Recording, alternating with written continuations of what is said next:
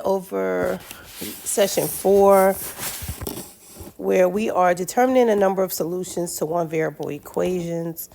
Before you go over this, you should have worked through these problems already. So we're going to go over this, and if you're doing this now, that means that you have passed the quiz and you are ready to continue learning this standard. So, all right now we're on lesson 11, session 4, determine the number of solutions to one variable equations. Remember, you are assigned pages 265 to 268. So if you have not completed those pages first, I will say pause the video before you continue. Okay? So it says the equation 10x minus 12 equals 8x minus 6 has one solution. So the first thing you should notice is that you have 10x and 8x. Those are unlike variable terms. So because they're unlike, it definitely has one solution. Then it says solve for x. Okay? It said then change the one term in the equation so that your new equation has no solution. Okay? So solving for x, the first thing that was done in this equation, we're moving our variables to one side. So I'm going to show most of the work here on the side because the book skips some steps. So 10x minus 12. Oh, I keep hitting this eraser by mistake, so let me move this to the side. Okay, so 10x minus 12 equals 8x minus 6. So you're subtracting the variable term 8x from both sides. So doing that, that cancels, and you're left with negative 12. We just brought this down, and 10x minus 8x is 2x equals, this is 0, so we can cancel it, negative 6. So this is how they get to this line. Okay. Now we're adding 12 to both sides. And again, this is making some, I don't know how the eraser keep popping up. All right, here we go. So we're adding 12 to both sides, which is a constant. A constant is just a number. This is 0, so we can cancel out. So we have 2x equals positive 6, which is how they get this line. Okay, so the book assumes that you should know how to do some of these steps, so that's why they skip a lot of steps, and that's why I'm showing it to you on the side. Our coefficient is 2, so I'm going to divide both sides by the coefficient. Remember, the coefficient is the number in front of the variable. And then the next line is this. Our solution is x equals 3. Okay? So it says the equation will have no solution if you change 8x to 10x because they will have different constants. Okay? So the solution is x equals 3. And for a no solution problem, you can have 10x minus 12 equals 10x minus 6. Or you can do 8x. Okay, you could do 8x minus 12 equals 8x minus 6. So either one of them is correct. Remember, this was a two-part equation. One, you had to solve for x, which I'm going to put it up here. First part, you had to solve for x. And then the second part, you had to write a new equation to show that there's no solution. Okay? All right, so let's move on to the apply it. Again, if you have not done the apply it, please pause the video and work it out first. I have been saying this the entire time. Those of you who are following the directions, you are having greater success. First of all, you want to look at the equation and determine how many solutions does each equation have. Now, I have two variable terms. My variable terms are 2x and 7x. So I'm going to subtract 2x from both sides here. I know I'm going to have one solution because I have unlike variable terms. This will cancel, and I'm left with 6 equals 5x plus 5. Then I'm going to subtract 5 from both sides so I can get my constants on the same side. So this gives me 1 equals 5x. And I'm going to continue working over here. Divide both sides by the coefficient 5. X equals 1/5. So for letter A, we have one solution. Why is it one solution? Because they have the different variable terms. Coefficients don't matter. Different variable terms on the opposite sides of the equal sign. All right, letter B. Letter B, I have the exact same equation. Both my 6v and my 8 are both positive. So I can rewrite it so that it looks the same by using the community property, which means I'm just changing the order. When I use the community property of addition, this is called the community property of addition. This was something you should have learned in 6th grade. So the community property of addition say I can move any of my terms around on the same side of the equal sign, long as I don't change the value of it. So I move the position of the terms, but they both are still positive, okay? So therefore, this is infinitely many solutions.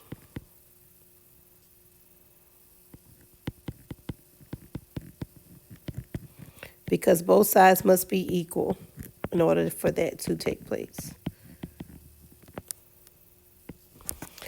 All right. Letter C. Letter C, if I rewrite this using the commutative property, I have 10 minus E, and there's a negative sign in front of this 10. So if I rewrite this equation using the additive inverse, I have, and I'm going to rewrite this on the side. Additive inverse is when you're making your problem look like addition. Okay, so that 10 minus E is actually 10 plus a negative E equals E plus a negative 10. Remember, you keep the first number alone, you change your subtraction to addition, and you take the opposite of whatever follows. So if I look at the right side of this equation and I rewrite it to match where the 10 is first, the 10 is now negative. So negative 10 plus a positive E, okay, which is different from the left side equation. So if I apply the additive inverse to the left and the right side of the equation, this is what I have. So you notice that the coefficients are different because even though I don't see a number in front of E, it's understood to be 1. And you've seen this written before. 1E actually means 1 times E, which equals E. Okay, so negative 1E means negative 1 times E, which equals negative E. Okay, so I'm going to rewrite this using the coefficients. I have 10 plus a negative 1E equals negative 10 plus 1E. Now, as you can see, I have opposite coefficients. One is a negative, one is a positive. Okay, which lets me know that this is one solution.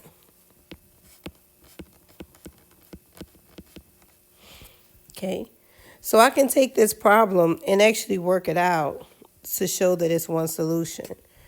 All right, so if I take this problem and I add 1E to both sides, so I have 10 plus a negative 1E plus a positive 1E equals negative 10 plus that positive 1E plus the existing positive 1E.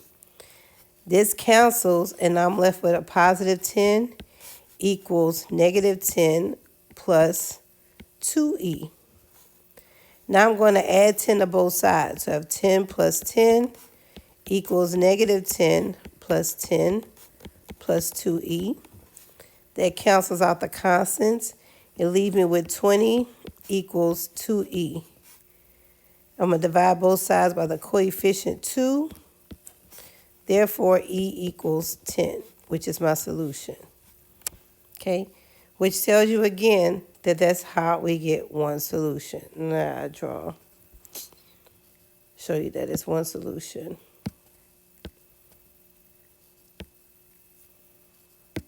Let's just undo that. Yeah. Show me that that's, bruh. Here we go. Show me that it's one solution. Yeah, right there.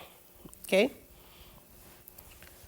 All right, so I hope you finished 265. Let's go ahead and look at page 266. So again, on page 266, you should have worked through these problems already. It's actually what constant term or variable term could you write on the line to create an equation with the number of solutions shown. Explain how you know. First of all, they're actually for one solution. So in order for be one solution, you have to have different variable terms.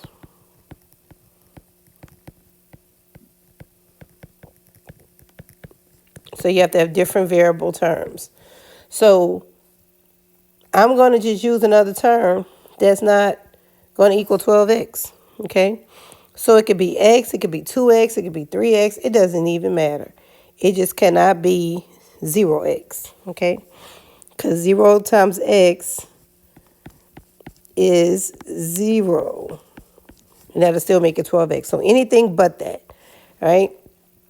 So I'm just going to put a 2x on this side. So that gives me 12x minus 3 equals 14x. So I'm going to subtract 12x on both sides. And remember, you could have chosen any number, any coefficient besides 0. So that gives me negative 3 equals 2x. Divide both sides by 2. My one solution is x equals 3 halves. Negative 3 halves. Okay? So I know that the coefficients must be different. Okay?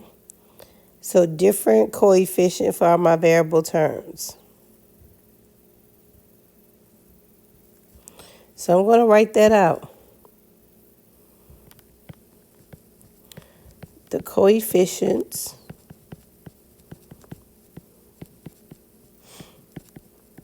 for the variable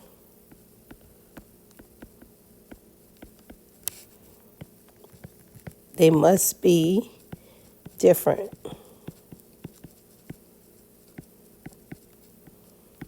On each side of the equation. All right, letter B. Possible answer for no solution. Remember, we're looking at the same equation.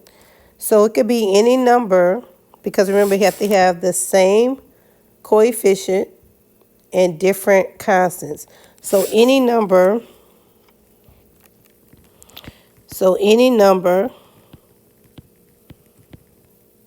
other than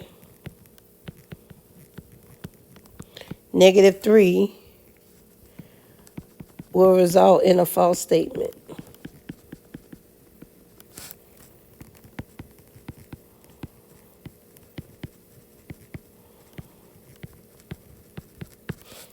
All right, so in this case, I'm going to use 9. You can use any number other than 3. So I have 12x minus 3 equals 12x plus, and I'm just going to put my answer in the blank. You could pick another answer as long as it's not 3, negative 3. So I'm going to use 9. All right. Infinitely many solutions. We know that both sides of the equation should be equal. So both sides of the equation must be equal. In other words, for equal, they must be the same.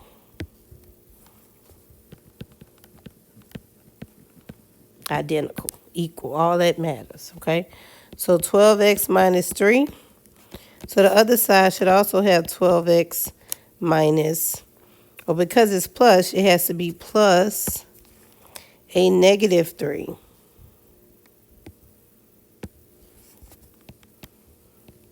Because remember, 12x plus a negative 3 is equivalent, because when I rewrite this using the additive inverse, they give me 12x plus negative 3. So you want both your equations to be the same.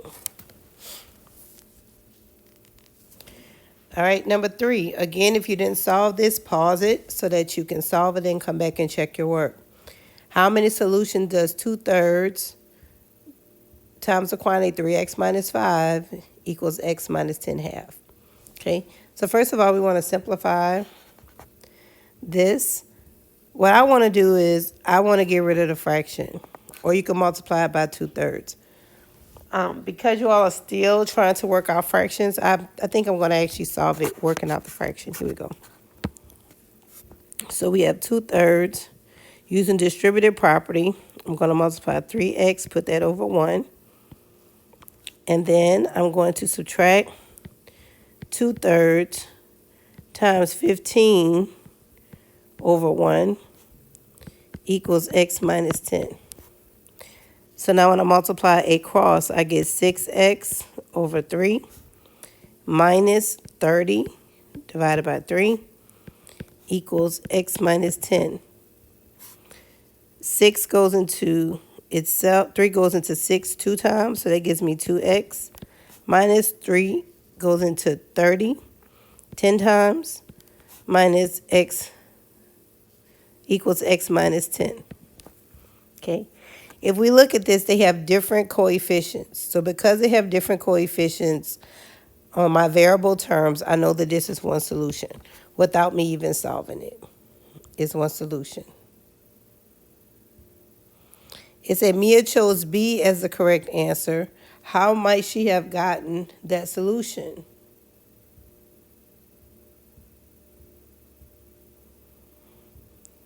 Okay, we say Mia may found the correct solution, which is x equals 0, because if I substitute x equals 0 into this equation, that means everywhere I have an x, I'm going to put a 0. So that means 2 times 0 minus 10 equals 0 minus 10. That gives you 0 minus 10 equals 0 minus 10, where negative 10 equals negative 10. Okay? That actually should have been infinite solutions if she chose that, but if she thought x equals 0. But her interpretation of it was wrong, okay? Because when I look at this part and look at the part that I'm going to box in red, this has a variable term of 2x and a variable term of x. That x has an imaginary 1 in front, which are two different coefficients. One coefficient, remember this and this, are both called coefficients. Coefficients are the number in front of the variable. Because the coefficients are different, she should have gotten one solution. Okay? So Mia may have found the correct solution, which is x equals 0, but she interpreted it to mean that the equation has no solution. She interpreted it wrong.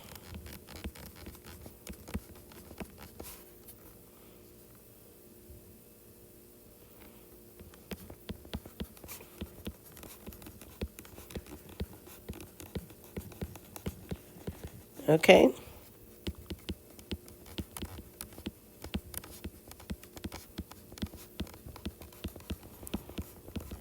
All right, so I hope you understand that.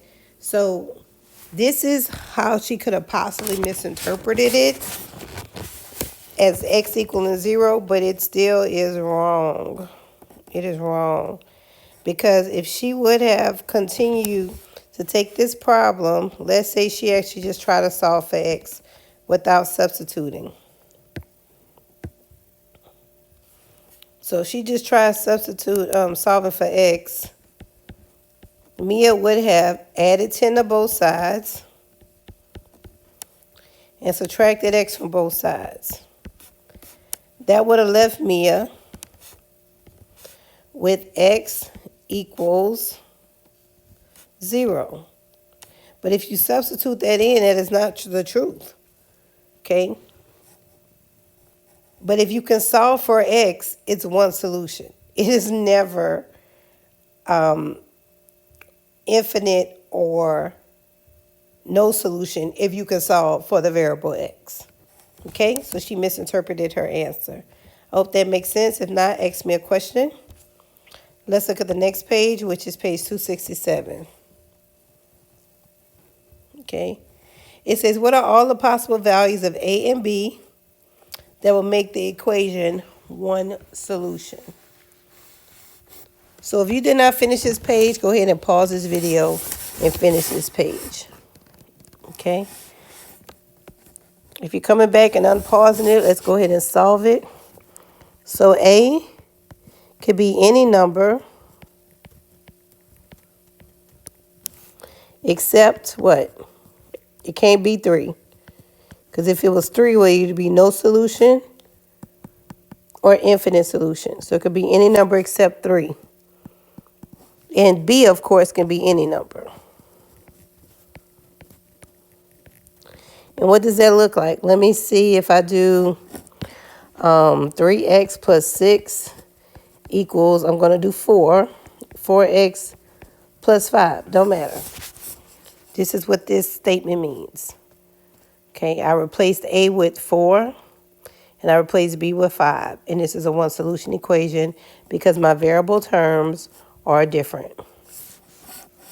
B, what are the possible values of C and D that will make it have infinitely many solutions? Now, if I have infinite solutions, I must have the same equation on both sides. So C must equal 3, and D must equal positive 6. If I replace C with 3 and D with positive 6, I will have the same equation as I do on the other side, which is what you need for infinitely many solutions, identical equations. For C, what are the possible values of E and F that make this equation true to have no solution? Now remember, I must have the same coefficients, so E must be 3. And I can have any number except positive 6 because they cannot be equal for F. So F can be any number except except positive 6.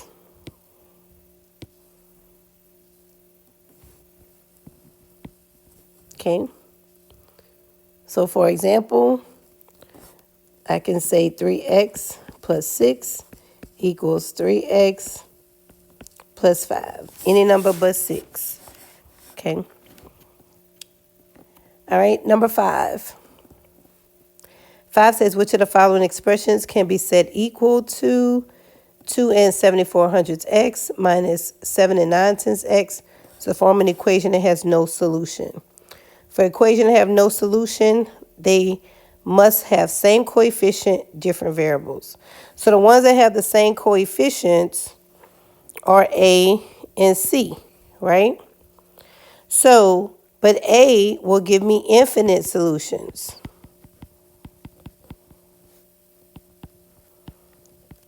This will give me infinite many solutions because those are identical. Okay, I don't want that. So that wouldn't be a choice. Okay, so just out of process of elimination, C is my answer.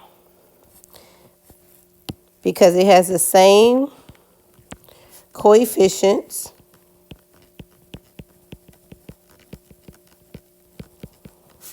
and different constants.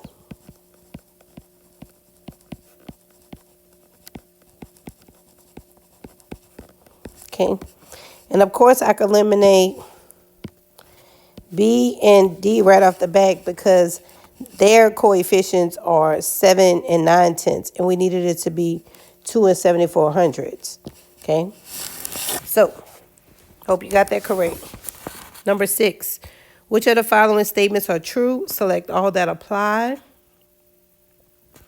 It says if you rewrite one variable linear equation and see a statement like 4 equals 4, or 4a plus 6 equals 4a plus 6, then the equation has infinitely many solutions.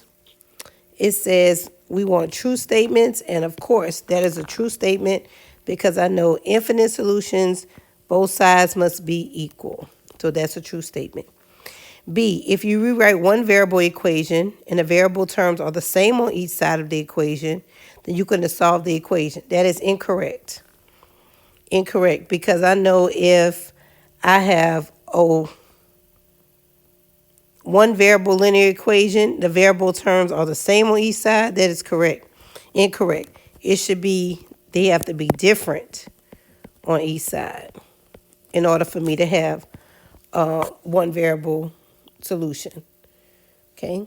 For letter C, if one variable linear equation has one solution, then every value of that variable makes the equation true. That is false. That is false. That is only true for infinite. Okay. For infinitely many solutions. That is not true for one variable linear equations. For letter C, it says that both sides of one variable linear equation have the same variable term and different constants and they have infinitely many solutions. That is incorrect because if I have the same variable term and different constants, you should have said, I hope you said it, no solution. So again, that is false. For letter E, if a one variable linear equation has no solution, then no value of the variable will make the equation true. That is absolutely true because there is no value I could put into that will make the equation true. There will be nothing I can make that equation true. Sorry about that disturbance. My phone was ringing. Okay. We look at number 7. Thought I turned my phone off. Give me 1 second.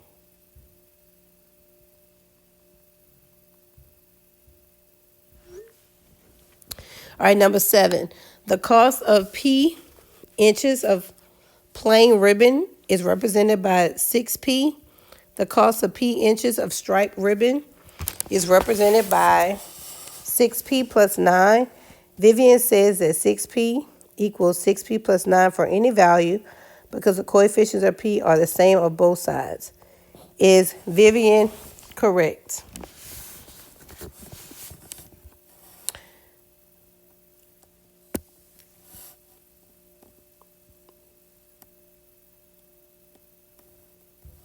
I hope you said that Vivian was wrong, okay? Because if I have 6P equals 6P plus 9, and I subtract 6P on both sides, I get 0 equals 9, because this will cancel, okay? And this is no solution.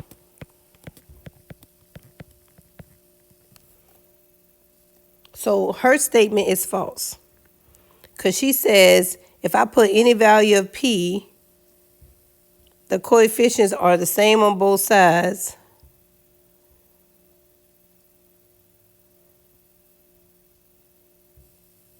That is not correct. Okay? Because you could put P on the same on both sides, you're still going to keep getting no solution. Okay? So, the terms are 6P and 9. There's a 6P term on both sides of the equation. But when you subtract those terms, the result would be 0 equals 9. which would make it no solution. Okay, I hope you understand that. Number 8, it says write an equation that has a given number of solution. For no solution, you should have any answer that has the same variable terms and different constants. That's just my example. You can have any example you want, as long as you have the same variable terms and different constants. For infinitely many solutions, you can have the same variable terms and different constants. Same variable terms and same constants, I'm sorry. So this is my infinite solution. You can have something different, as long as yours are identical on both sides. And for your math journal, write a one variable linear equation that has infinitely many solutions. Then change one term in your equation so that it has no solution. How do you know that each of your equation has the correct number of solutions? Okay, so my math journal example is 4x plus 3 equals 3x plus 2 plus x plus 1.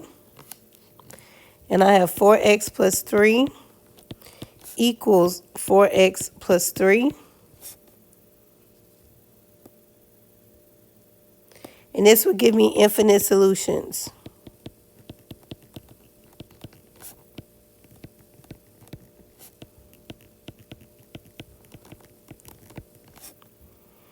All right, and then it says we want to change one term in the equation so that it has no solution. So what term I'm going to change? Any one of them that will make me have the other side not equal 3. Okay, so I can do 4x plus 3 equals 3x plus 2 plus x. That gives me 4x plus 3 equals 4x plus 2. Now I have no solution because as I subtract 4x from both sides, I'm left with 3 equals 2, and we know that's a false statement. And if it's a false statement, it is no solution.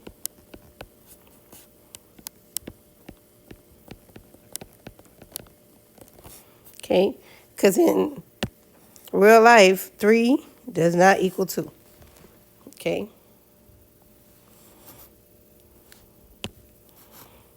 Because 3 equals 2 is the false statement. All right.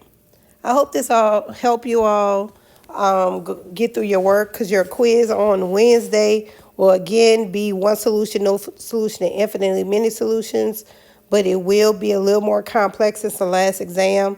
So hopefully this helped you. Watch the video if you need to again, but please make sure you study this time. I would like to see you knock this week's quiz out the